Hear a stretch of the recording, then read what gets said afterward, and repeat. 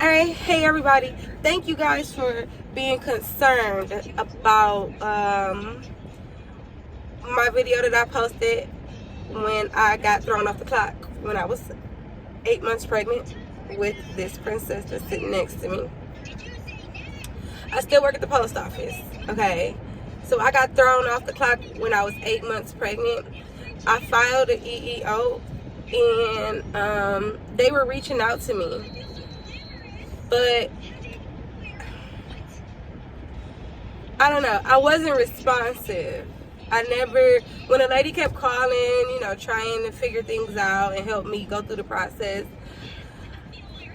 I don't know, I was pregnant at some of the times, preparing to have a baby, stressed out, overwhelmed, trying to make money work, not understanding the EOO process or the EEO process, scared, worried, stressed. Then after that, you get 45 days to file. And then after that, so I did it when I was 8 months. I had her, 30 days later, 3 weeks later, like I had her shortly after that. And so just being thrown back into motherhood, emotions all over the place. I didn't handle it right, okay? I let it go. I wanted to just be left alone. I wanted peace drastically. And so, yeah, I wanted the lady to stop calling my phone. I didn't feel like anybody was going to write a statement for me. I didn't think anything was going to happen. I just was like, when it's time to go back to work, I'm going to just ride this. I'm going to figure out life. I'm going to relax. I'm going to be stress-free. I'm not dealing with this right now. And when I'm ready to deal with this, when I go back to work, I will deal with it then when I go back to work. So,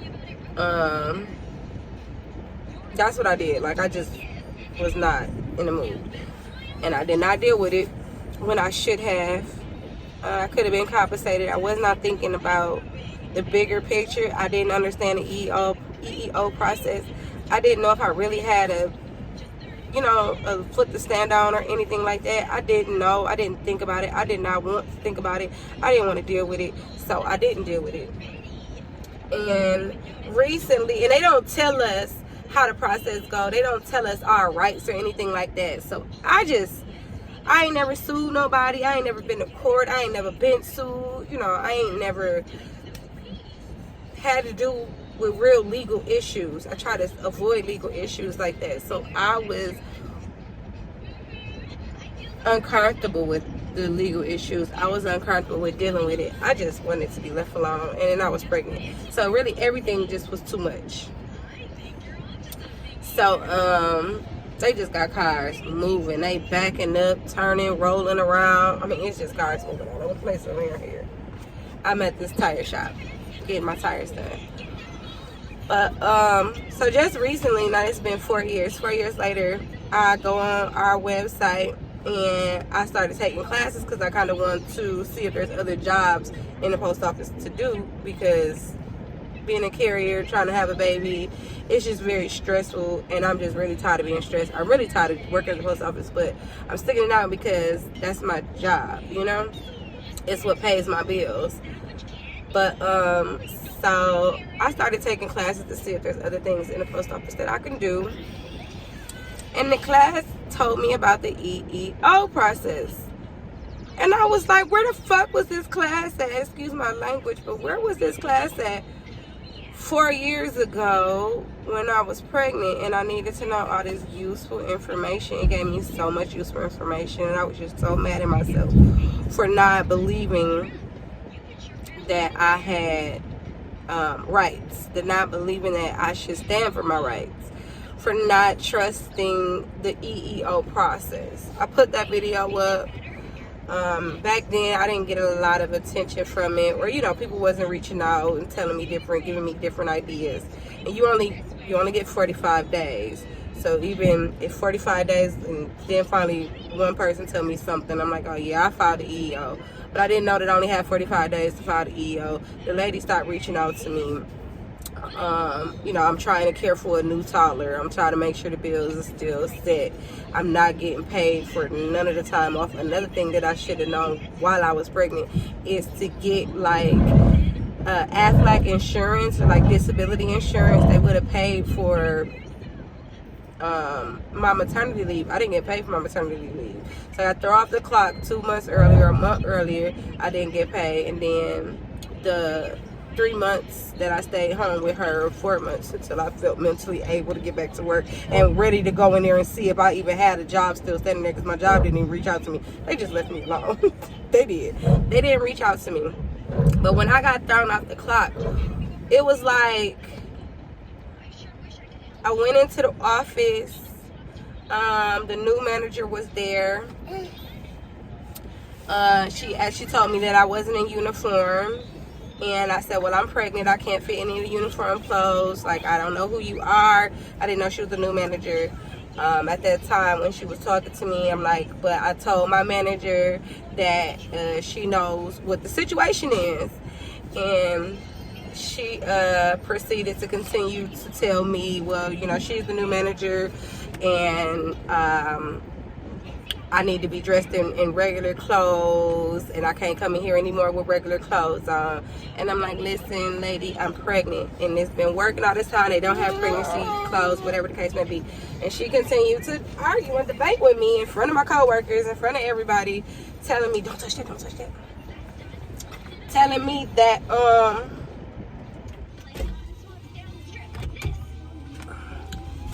I needed to put on poster clothes.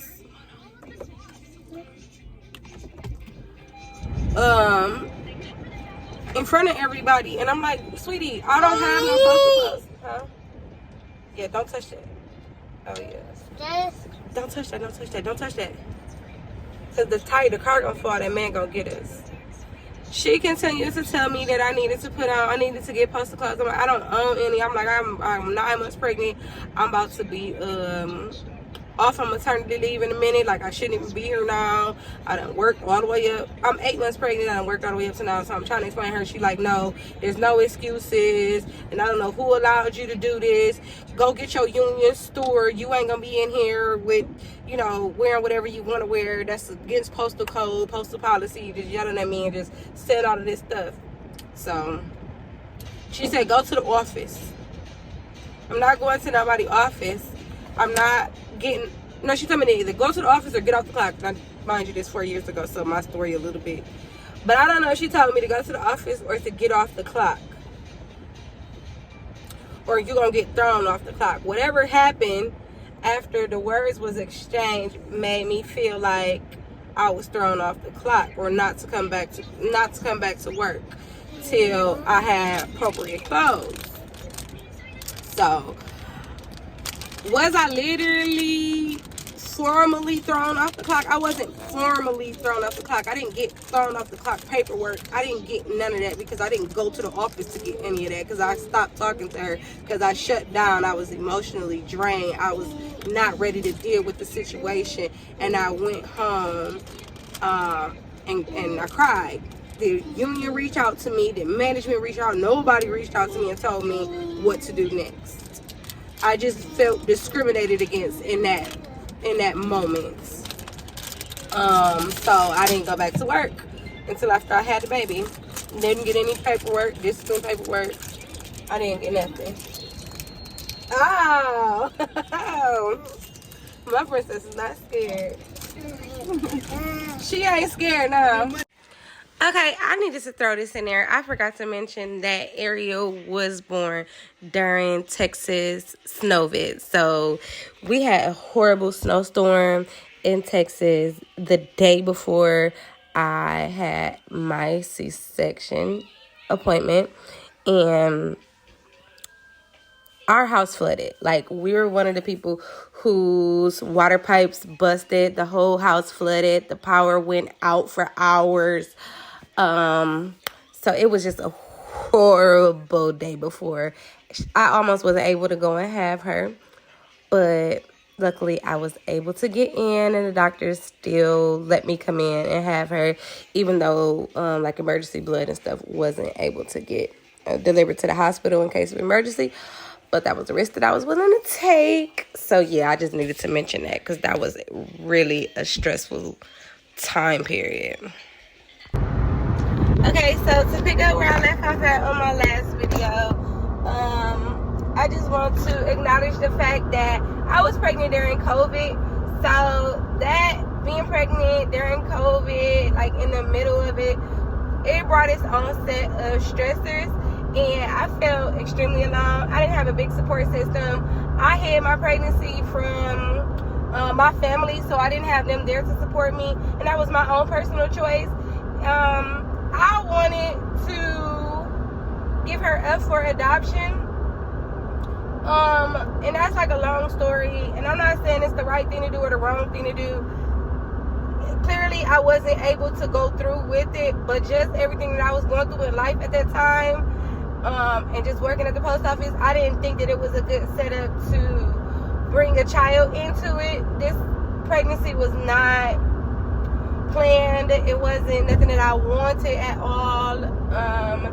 So it was just a very scary, a very confusing time for me. And so yeah, I definitely thought about giving her up for adoption. I even went through a lot of the necessary steps to get that done. And don't judge me, but it was just hard, and I'm happy that I didn't do it. And for the women that, you know, feel like they need to do it and that's actually able to do it, it takes a lot to actually carry a baby and then give that person up that you carried for so long, because you become bonded with that baby. And I think that being thrown off the clock and just going through everything that I was going through, I decided, like, me and her, we would continue to go through life together. Like, I will always be there for her, and that's what really made me decide, like, nah, giving her up for adoption isn't for me, because I have been through so much being pregnant. Like, because I was pregnant, I had been through so much, and I'm like, man, we riding together forever. Like, I'm gonna keep riding with you no matter what. And that's how I felt. So I couldn't personally do it, and I don't know how women is able to do it, but it's not a wrong, bad thing. It's not a good thing. I don't know what to say about that. That's just something for a whole nother story. But for me, I decided to keep her, and I'm happy that I made that decision. I love her. She brings so much joy to me and everything. And although I got thrown off the clock, I didn't go back to work for about 5 months later. And that time I got to really just get in my right headspace. You get 45 days to file an EEO, and in them days, I just was getting in my mind space. I was, you know, trying to stay healthy from COVID. I was trying to get back my custody rights, or, you know, to take back the paperwork that I had put in to give her for adoption. So I just had a lot going on, and I didn't go through with my EEO. I was confused and all over the place. But after my 5 months was up and I went back to work, they never did nothing to me. They didn't say nothing to me. Management left me alone, and I just went back to work like it was nothing. The situation was never, ever, ever brought back up. I think that the manager at the time, she was still there. She never said nothing to me. I wanted an apology, but I didn't push it. I just felt like if she don't say nothing to me, I don't say nothing to her, and we'll just move on from it. But I wish that I knew my rights. I wish that I was mentally able to stand up for myself. And I just hope that my story touches other women that's pregnant in the post office or any job where they feel like they're going through something or being discriminated against. I appreciate everybody for reaching out to me, for listening to my story. It was so genuine. When I made that video, it came from my heart. It really was my feelings. I didn't have anybody to talk to. I didn't have nobody to understand. I ain't had no shoulder to cry on.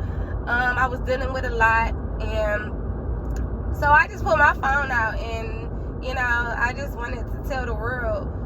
But I didn't know what I expected, and I just wasn't prepared to deal with EEOs or anything like that. I didn't do nothing. I made the video, I got it off my chest, I cried, and then I got strong again, and I moved on. And I wish I was strong enough to file the EEO, to stand up for my rights and stand up for myself. But in the end, I'm still working at the post office. It's been 4 years later. I'm still here, still dealing with their stuff. So I just kept moving forward. Do I wish I had another job, a more peaceful employment? Yeah, I do.